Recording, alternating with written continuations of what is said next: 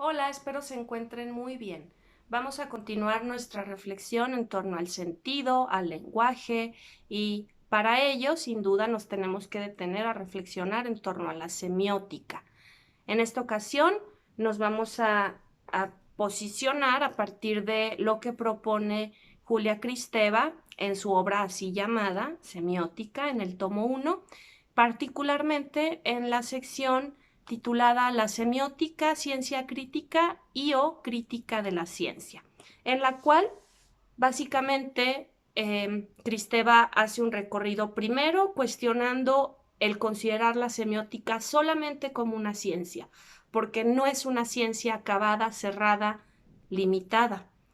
Y ya veremos por qué. Asimismo, en un segundo momento en el texto, ella propone la semiótica como una producción. Así es, como una producción en términos económicos. Kristeva regresa a la teoría marxista y emplea la propuesta que Marx establecía para las relaciones del intercambio de la mercancía y dice que ahí ya hay un primer ejercicio semántico y ella observa que precisamente la semántica funciona en ese sentido, como la producción. Ya veremos por qué. Parecería arbitrario el establecer un vínculo entre teoría económica y teoría de la significación, pero ya veremos que es bastante clara la propuesta y elocuente y acertada la propuesta que hace Kristeva y que por supuesto muchos otros teóricos también franceses van a desarrollar. La misma Kristeva pues cita a Derrida, ahora veremos en la gramatología, que igualmente hace mención a esta relación. Entonces, en un último momento, decíamos en esta sección del texto de la semiótica, se detiene a reflexionar en la literatura.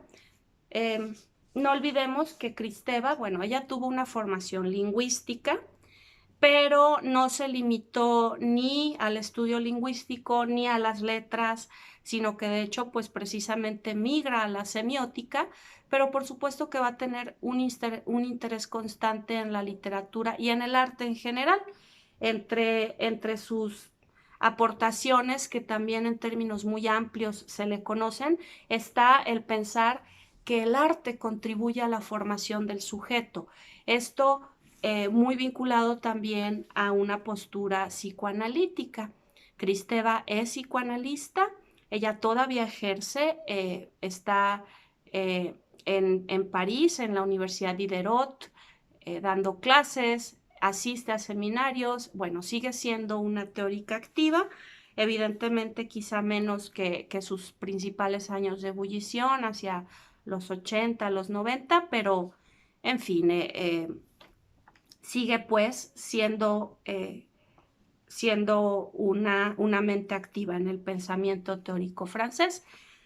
Entonces decíamos, tiene formación lingüística, pero en realidad se le conoce en amplitud de disciplinas, ¿no? Se le conoce como psicoanalista, filósofa, lingüista, eh, teórica semiótica, feminista, por supuesto, porque su postura psicoanalítica va a adscribirse a la corriente del feminismo de la diferencia sexual en Francia, que junto con Hélène Cixous o Luce Irigaray, pues precisamente buscan desmontar ciertas estructuras del psicoanálisis y explorar lo que el psicoanálisis no exploró, que es la feminidad.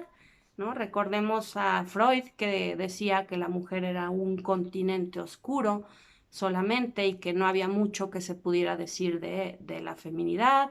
Lacan diciendo la mujer no existe. Y bueno, claro, no existe en un sistema falocéntrico, pero precisamente, bueno, en esta línea del psicoanálisis, porque también son psicoanalistas o estudiosas del psicoanálisis, estas teóricas, del feminismo de la diferencia en Francia, pues van a buscar desmontar un poquito estas ideas.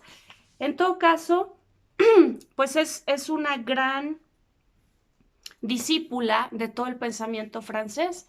Ella en los 60 fue que llega a Francia a estudiar y muy joven asiste a seminarios de Lacan, se convierte bien pronto en discípula de Barthes, y el mismo Barthes pues va a reconocer todas sus aportaciones. El mismo Barthes y otros tantos van a tomar muchos términos que aporta Kristeva a la producción teórica, ¿no? Como significancia, esto de considerar que la significación no está cerrada.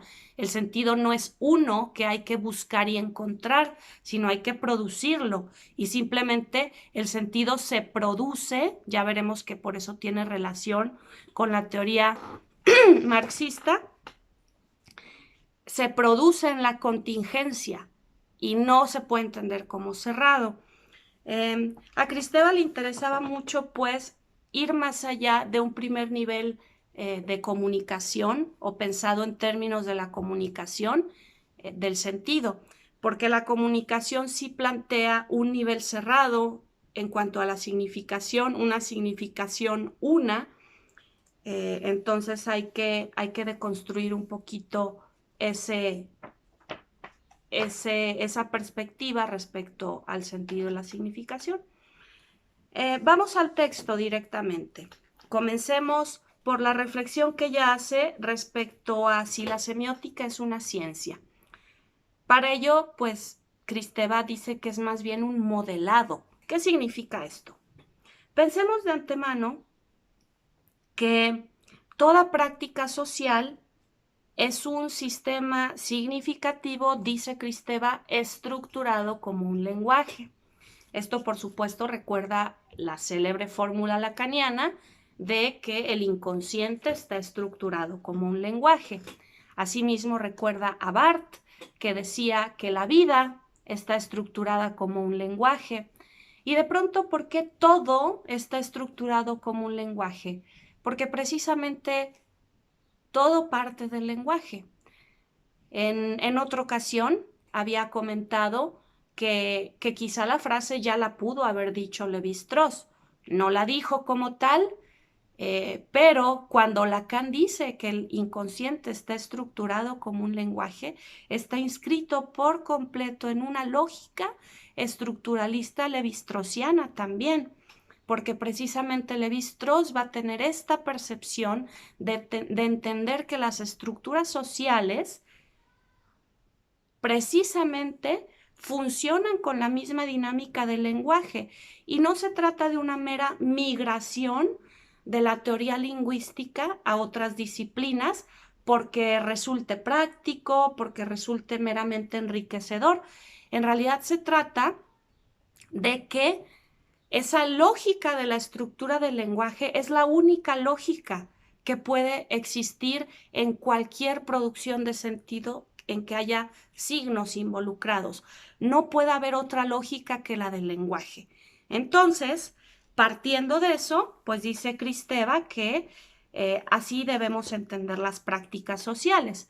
Y entonces, toda práctica puede estudiarse como modelo secundario con relación a una lengua natural, precisamente. Esto tiene que ver, por supuesto, con una inversión que hace Kristeva respecto a que la semiótica no es una rama meramente de que la lingüística no es meramente una rama de la semiótica, como propuso Saussure. Saussure, en el curso de lingüística general, recordemos, ya está planteando una ciencia que estudia los signos en el seno de la vida social, pero él le llamó semiología. En realidad, en esta ocasión vamos a tomarlos como igualdad. En general pueden tomarse como igualdad semiótica y semiología, aunque también hay esfuerzos teóricos por delimitar lo que cada una de ambas podría significar. No vamos a problematizarlo por ahora. En todo caso, nada más tengamos claro que Saussure propuso el término semiología. Posteriormente, sobre todo se debe a Charles Sanders Peirce, este célebre teórico que también tuvo aportaciones fundamentales en la lingüística, y particularmente que refuerza toda la disciplina que Saussure había propuesto pero que no estudió. Saussure no desarrolló ninguna teoría semiológica. Entonces, Ya el término semiótica se lo vamos a atribuir a Peirce y posteriormente hay un sinfín de autores que también se dedican a desarrollar esta disciplina. Entonces, lo que dice Kristeva es que en realidad, al revés de lo que Saussure proponía, la semiótica no es la ciencia principal de los signos en general, entre los cuales el signo verbal, pues precisamente va a ser una rama y por lo tanto la lingüística que estudia el signo verbal se subordina, decía Saussure, a la semiología. Dice Kristeva que no, y así como muchos otros teóricos que precisamente están posicionados en torno a este giro lingüístico del que hemos hablado en otras ocasiones, que precisamente pone al lenguaje en primer plano, porque el lenguaje es lo preeminente. Cualquier tipo de producción de signos, cualquier tipo de intercambio de signos, siempre necesita de la lengua para poderse analizar. Y en ese sentido, la semiótica se subordina a la lingüística, dice Kristeva. Entonces, la semiótica se va a entender como una producción de modelos, es decir, sistemas formales cuya estructura es similar o es analógica a la de otro sistema.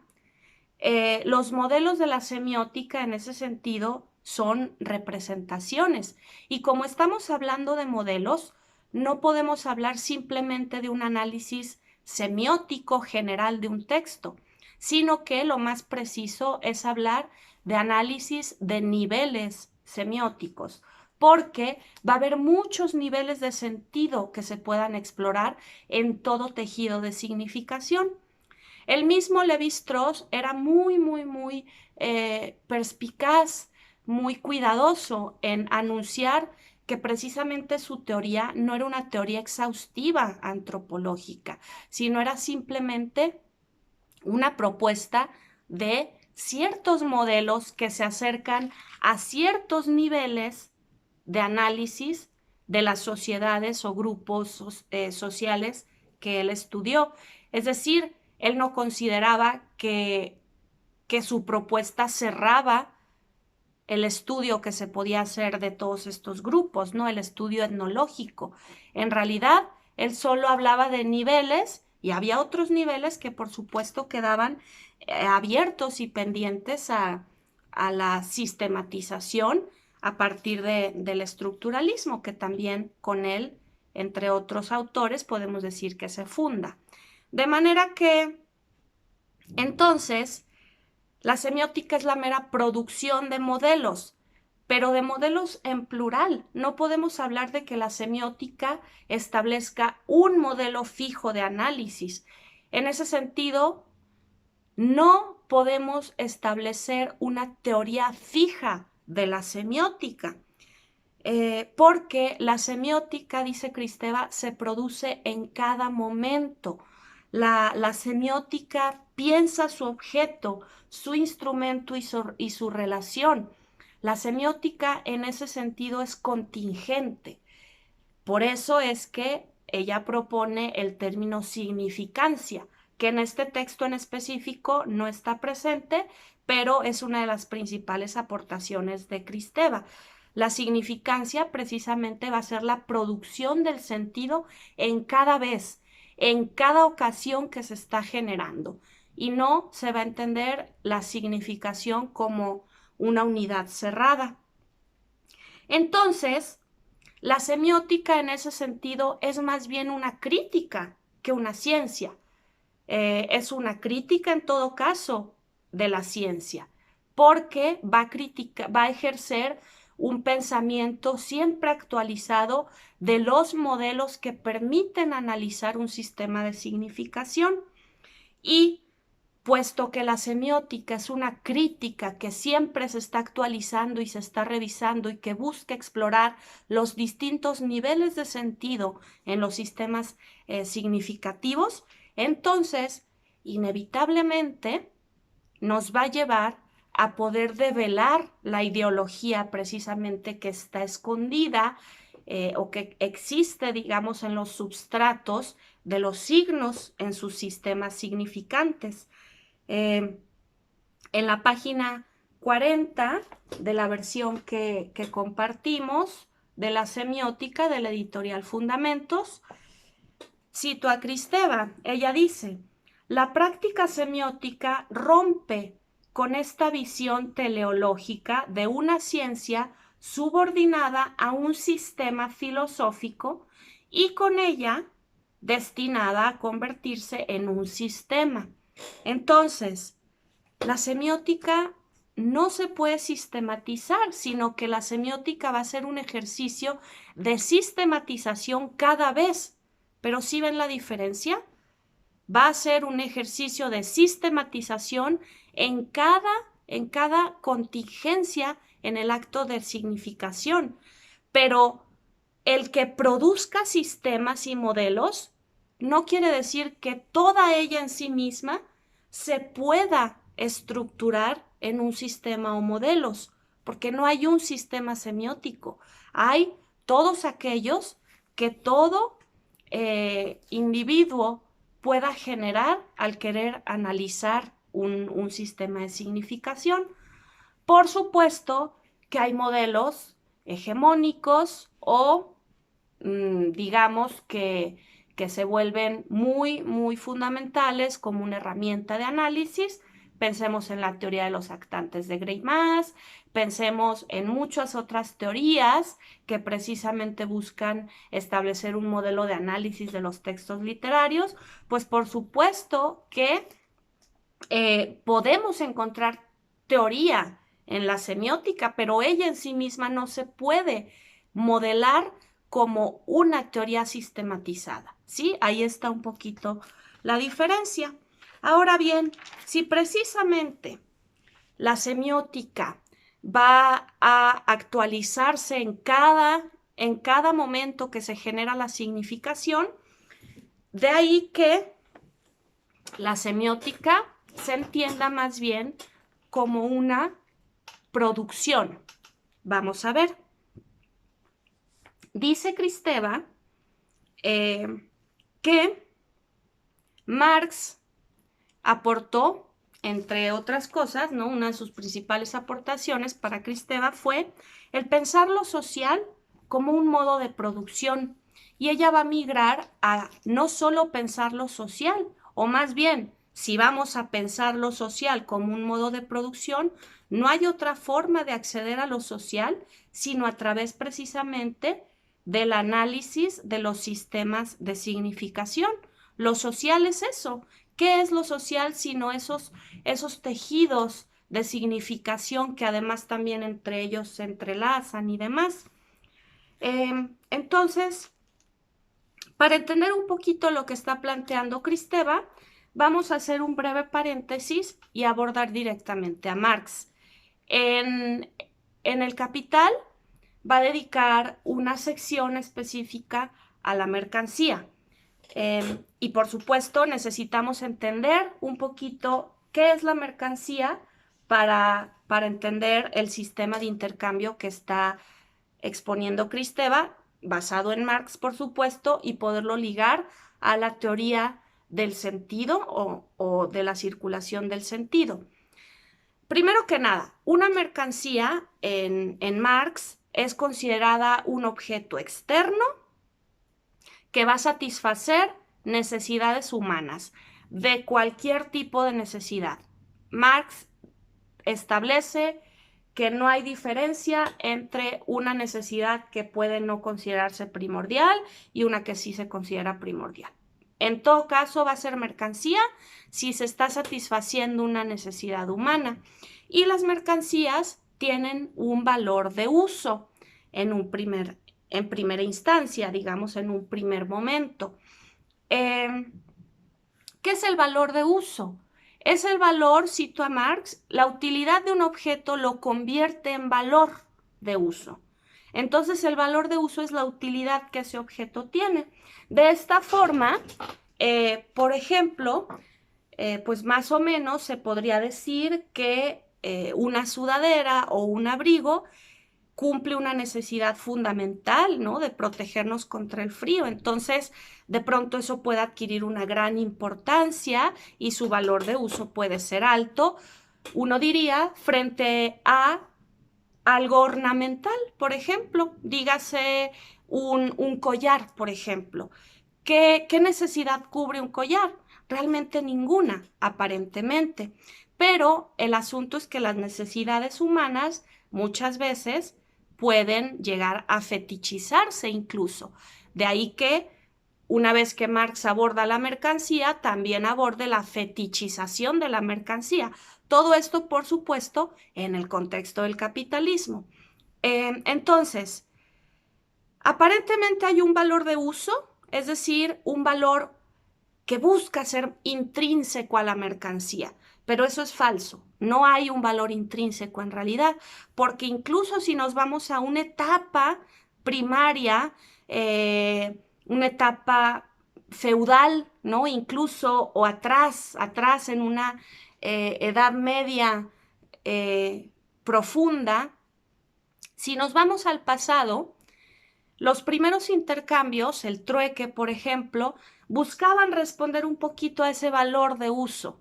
Entonces, si a mí me significa y me da una utilidad que yo considero importante tal objeto, quizá lo voy a intercambiar por este otro al que yo también le doy ese valor.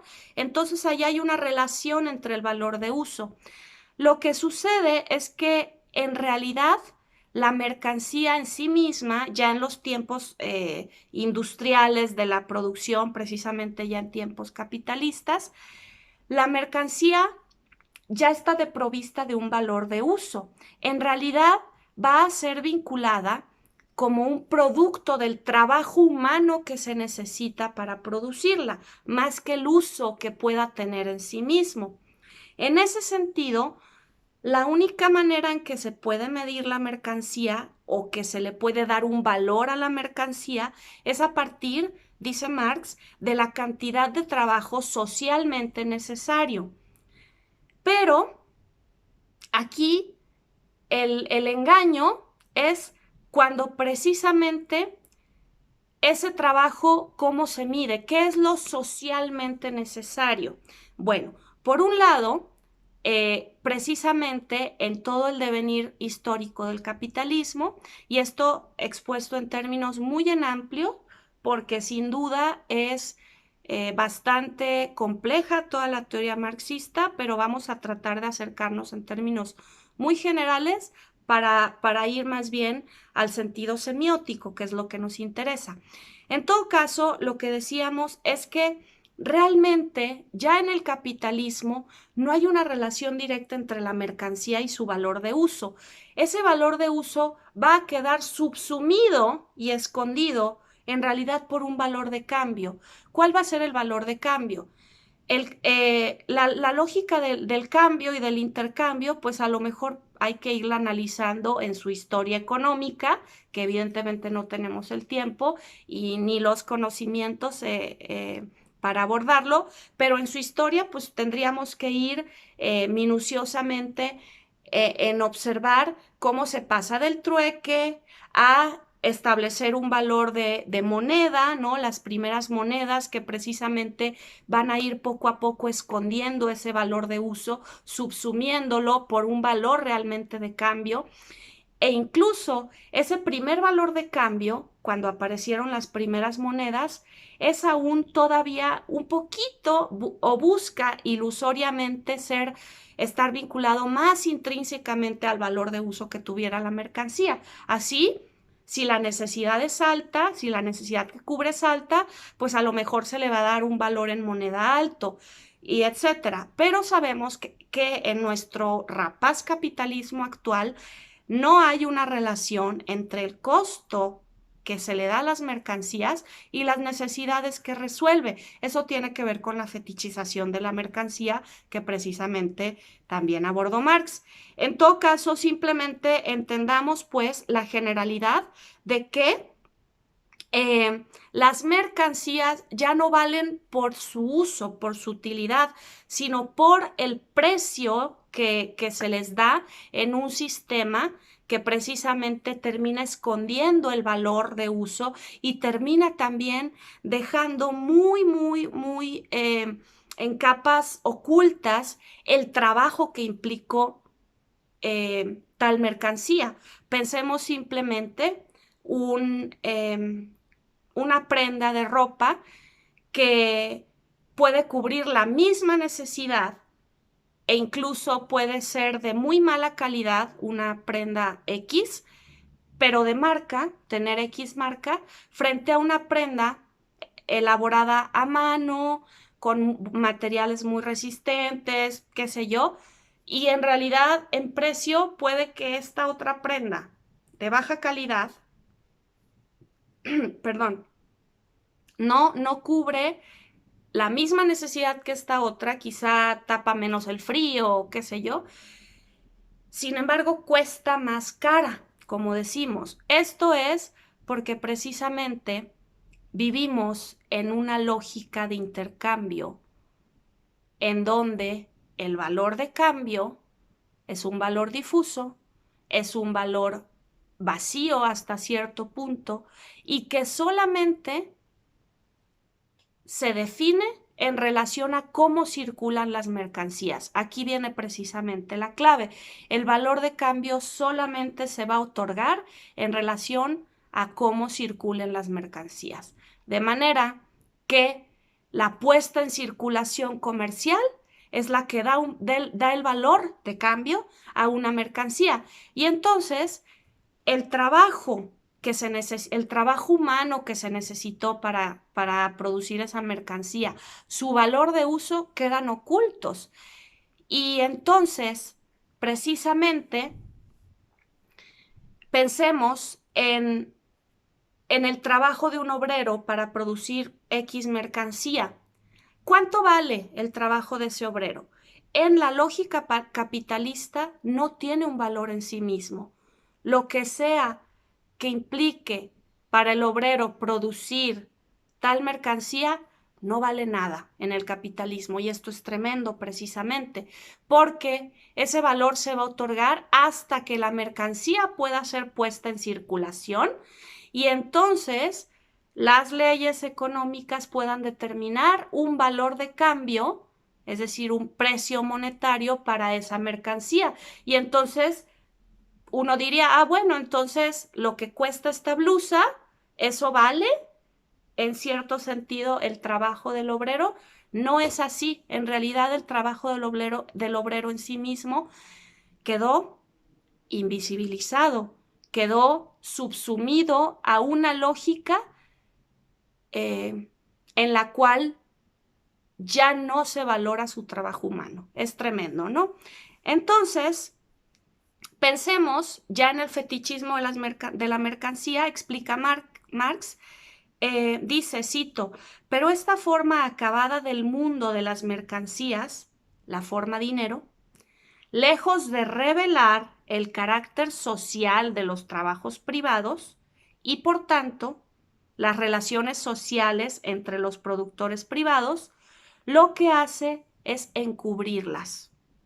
Ahí está. Entonces, oculta en realidad el trabajo humano, el valor de cambio. Oculta el valor que pueden tener las mercancías en relación a su utilidad, en relación a la necesidad que cubren, a qué tan resistentes pueden ser, a de qué calidad pueden ser en relación al tiempo de trabajo que se les invirtió para producirlas, etc. Estamos, pues, en una lógica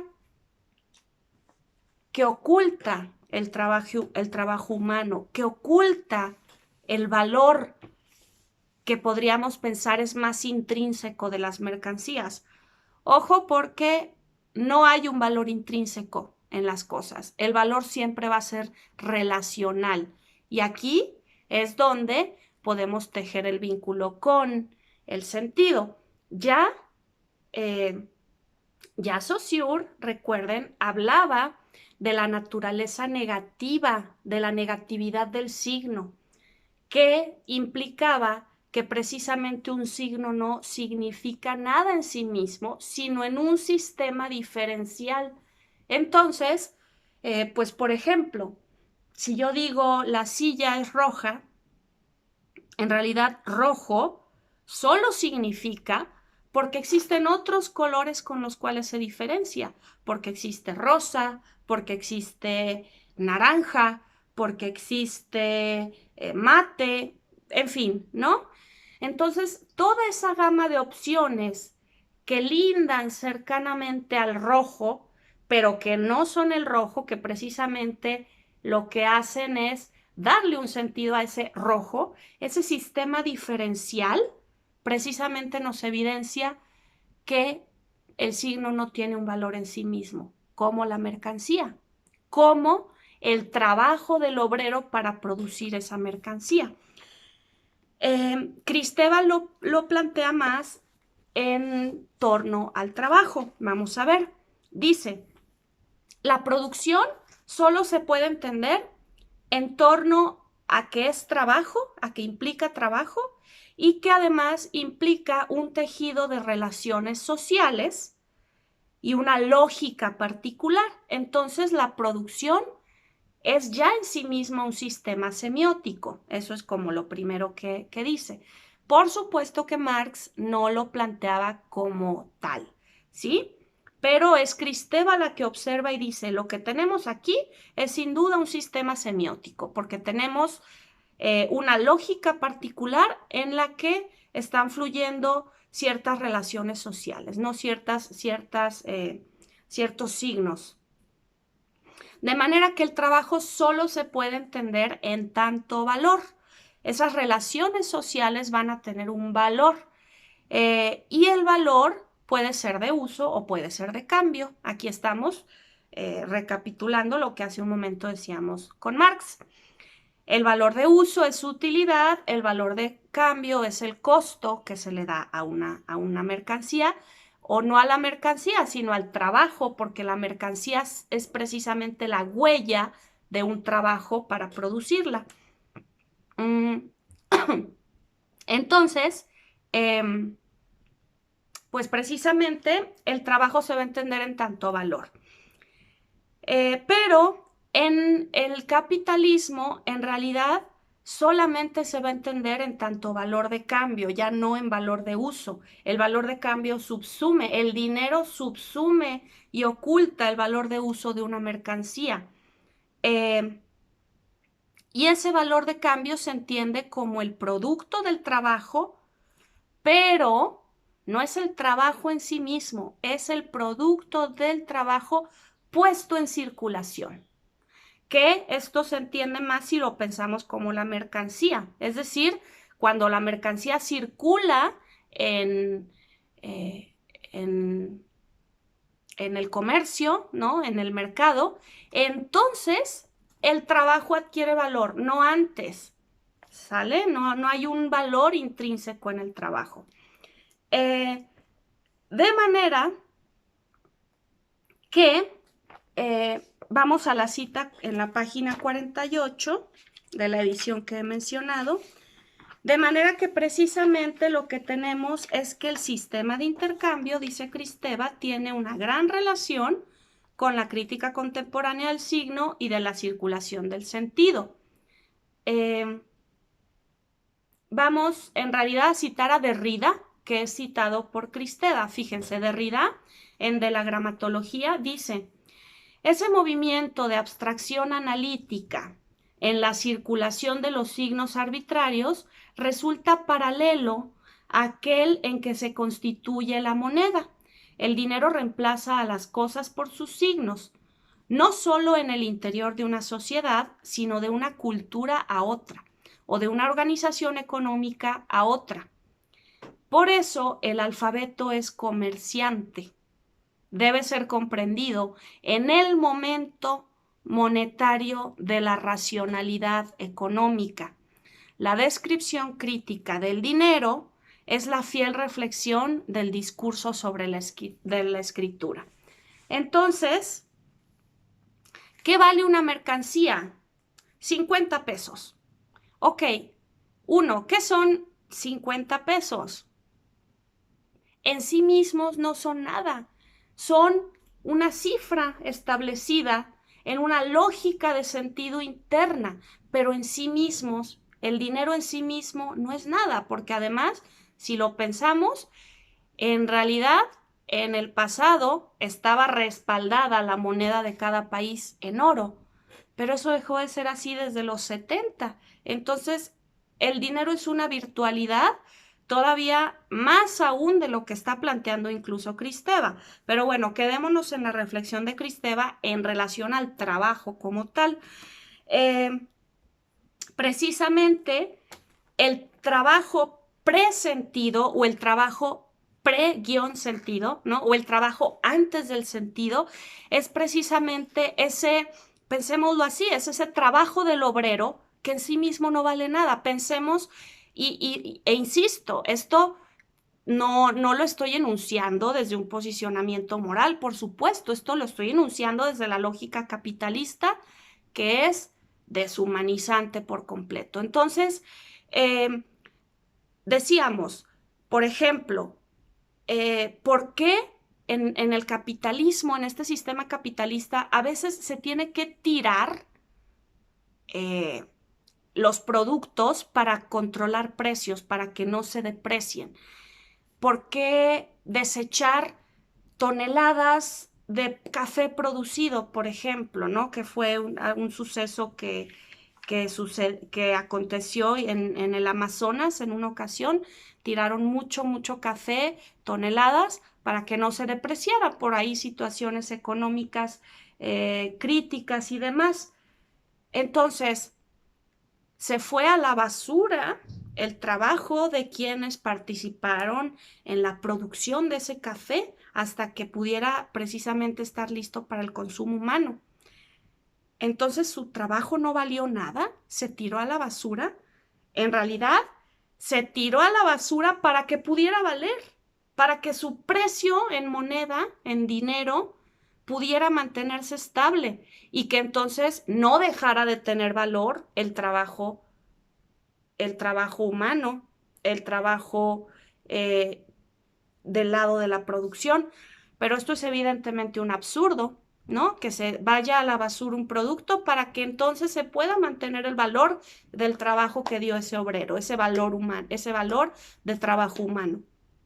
Entonces, pues precisamente, si un obrero produce 100 zapatos, los zapatos en sí mismos no valen nada, excepto cuando se ponen a circular en el mercado, ¿sí? Entonces, esa es precisamente la teoría del intercambio, que es precisamente que el valor de cambio, cuando se le otorga un precio a las mercancías, ese valor de cambio subsume el trabajo humano, subsume el valor de uso de las mercancías y entonces desaparece precisamente el valor del trabajo humano en sí mismo. Ese trabajo no vale nada en sí mismo. De esta manera, precisamente, muy analógicamente, dice Kristeva que el signo solo va a adquirir sentido cuando circule en una lógica de significación y no antes, ¿sí? De cierta forma, esto podría decirse con respecto a un libro. Un libro cerrado, descansando en el librero también, por ejemplo, los signos allá adentro contenidos significan, en sí mismos no, sino están en un proceso de significancia, diría Kristeva.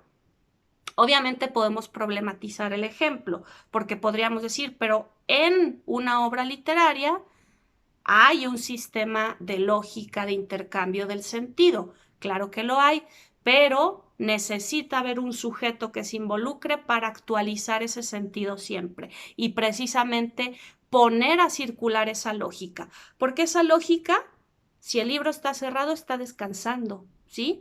Está inexistente, digamos, de cierta manera.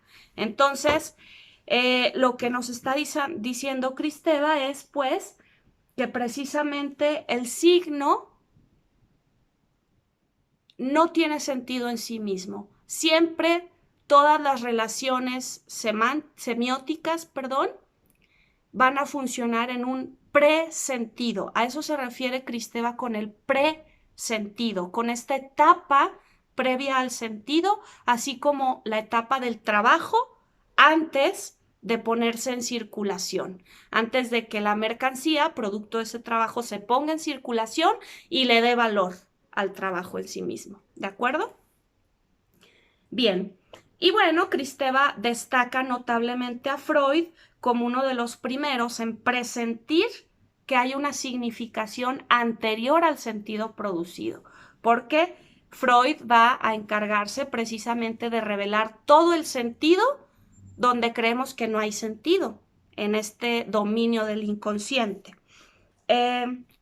Y bueno, el problema de la semiótica para Kristeva es seguir formalizando los sistemas semióticos desde la perspectiva de la comunicación. Precisamente si solo pensamos en términos de comunicación, de un significado cerrado, de un significado unitario, de un significado que no se problematiza y al cual no se le buscan capas o niveles, pues no avanzamos, ¿sí? Ese es el problema de la semiótica, dice Kristeva.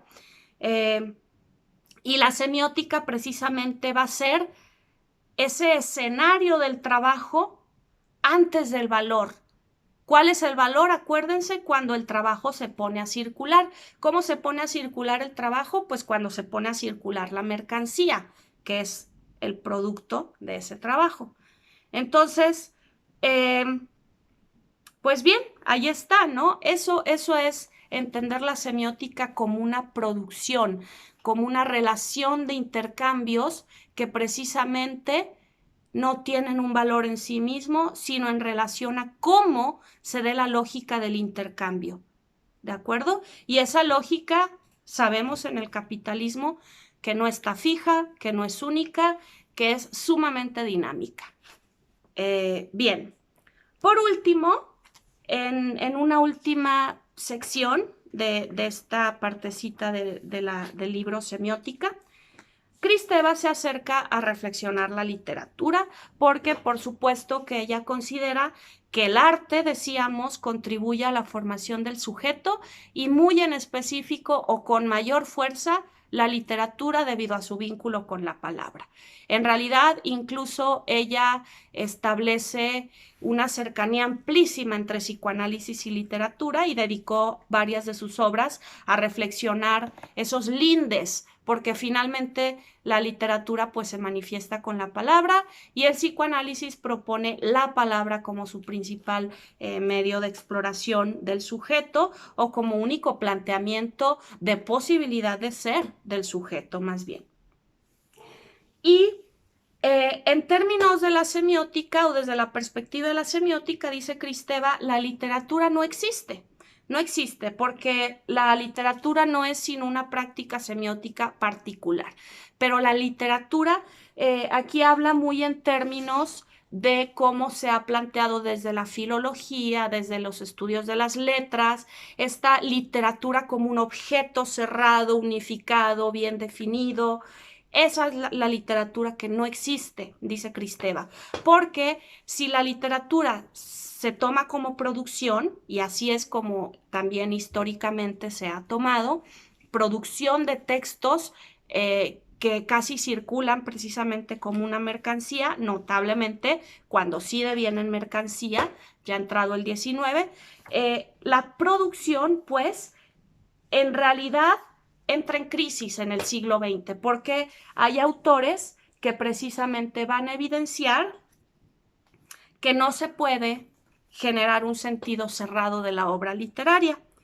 James Joyce, Marcel Proust, sin duda Franz Kafka y otros tantos autores que lo que hacen es producir obra que es irreductible a la representación. Esto, bueno, si ustedes conocen a estos autores, quizás sería más claro para entender que precisamente estamos en un nivel de la representación que deja atrás los modelos literarios tradicionales. Y en la página 53, por ejemplo, dice Kristeva en torno a esto. La problemática específica de la escritura se desprende masivamente del mito y de la representación, esto en el sentido tradicional, y se desprende precisamente del mito y la representación para pensarse en su literariedad y su espacio, es decir, en el ejercicio de escritura misma y su aquí y ahora, digamos.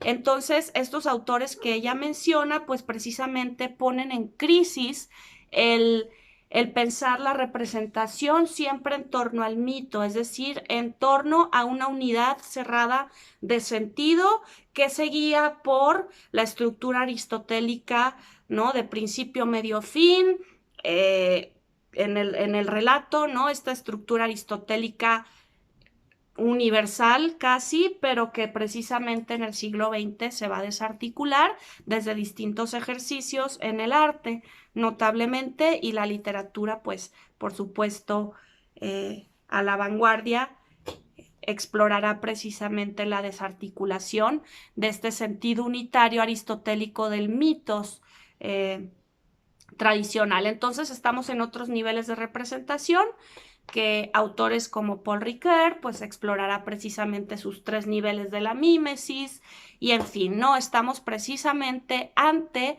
una nueva generación de relaciones de sentido o una desarticulación de una lógica de sentido tradicional que precisamente hablaba de una representación más cerrada y unitaria. La literatura ya no se entiende en su sentido tradicional. Por eso es que, dice Kristeva, la literatura no existe en el sentido tradicional. Ahora las obras literarias más bien van a poner en crisis o cuestionar los modelos clásicos de la representación.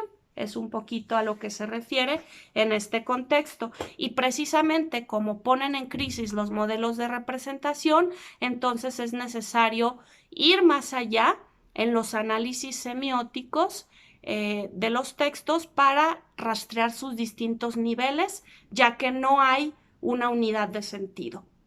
¿Sí? Esto es a lo que se refiere Kristeva y con esto cierra el fragmento de la obra semiótica que abordamos en este momento. Espero haya sido claro y espero esto les abra la mente a seguir reflexionando sobre una disciplina viva. La semiótica finalmente es una disciplina viva que se va a actualizar siempre en la contingencia del acto interpretativo. Muchas gracias.